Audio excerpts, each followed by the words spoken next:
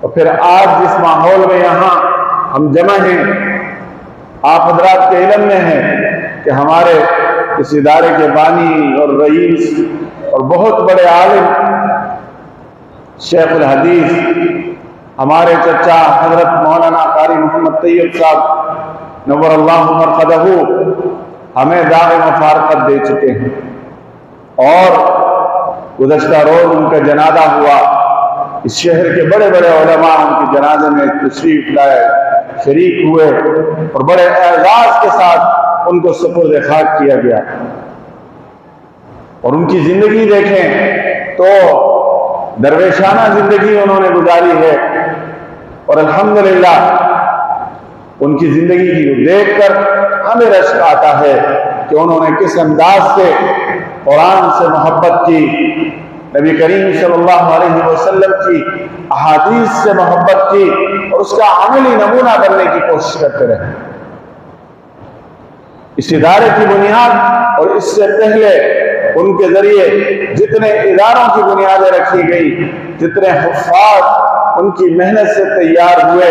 جتنے علماء ان کی محنت سے تیار ہوئے، جتنے ان کے شاگرد ہیں، متعلقین ہیں، منبر و محراب کے ذریعے انہوں نے جتنا بھی لوگوں کو دین اسلام سکھایا اور بتلایا، یہ سب ان کے لیے صدقہ جاریہ، یہ ہم سب ان کے لیے صدقہ جاریہ کا باعث۔ تو انہوں نے ایک قابل رشک زندگی گزاری تھی، اور انہوں نے دنیا کو مطمع نظر نہیں بنایا، بلکہ ان کا مطمع نظر یہ تھا کہ میرا بیٹا، میرا بھتیجا اور میرا پوتا یہ حافظ قرآن بنے۔ پہلی ترجیح یہ ہوتی تھی، اور دوسری ترجیح ہوتی تھی حافظ بن جائے تو یہ عالم بن جائے، دین کو سمجھنے والا بن جائے۔ اور اسی درد اور جذبے کے ساتھ یہاں انہوں نے کام شروع کیا، اور الحمدللہ اہل علاقہ کی بھی ان سے محبت مثالی ہے۔ اور کل سے ہم دیکھ رہے ہیں کہ جس انداز سے اس علاقے کے لوگ ان سے محبت کرتے تھے، اور ان کے اہل خانہ سے جو تعلق انہوں نے سوار کیا ہے، یقیناً دنیا کی زندگی، میں نے عرض کیا کہ یہ چند روزہ ہے، اور دنیا کی زندگی میں جو اچھے لوگوں کے ساتھ اچھا برتاؤ، اس سے سلوک ہے، وہی کام آتا ہے۔ تو اللہ تعالیٰ ان کی مغفرت بھی فرمائے، اور اللہ تعالیٰ ان کے اگلے منازل کو آسان فرمائے۔ قرآن سے محبت ان کے رگوں میں بسی ہوئی تھی۔ فرمائے کہ پچھلے رمضان، گزشتہ رمضان کے اندر صرف ایک رمضان مبارک میں 17 سے زیادہ قرآن کریم کے ختم فرمائے۔ تو اس دور میں ایسے لوگوں کا ہونا یقیناً بہت بڑی غنیمت ہوا کرتی ہے، اور یہ شجر سایہ دار ہوتے ہیں جو آہستہ آہستہ ہم سے روٹ کر جا رہے ہیں۔ تو جن کے والدین زندہ ہیں، اپنے والدین کی قدر فرمائیں، اپنے والدین کی خدمت کے ذریعے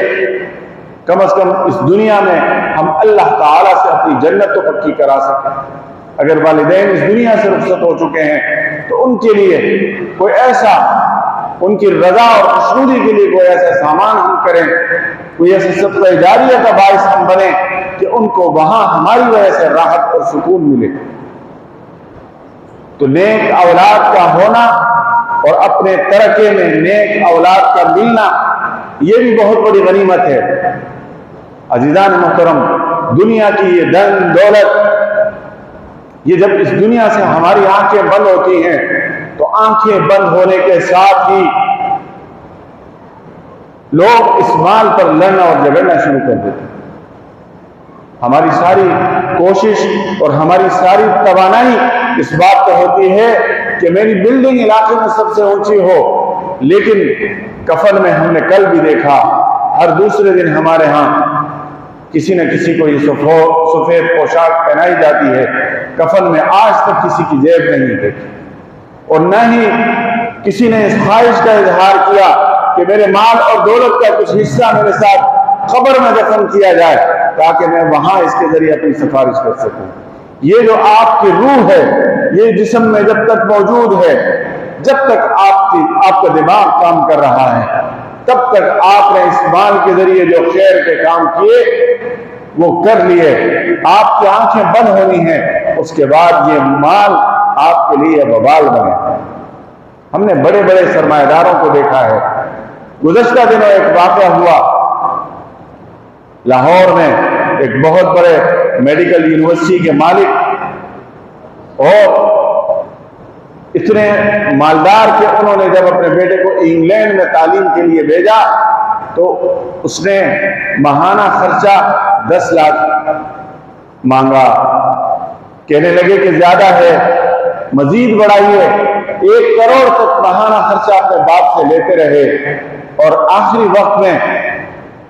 انہی پیسوں سے باپ کے لیے ایک قاتل کا بندوبست کیا کہ مجھے اپنے معشوقہ کو گاڑی تحفے کرنی ہے، مجھے پیسے دے دیں۔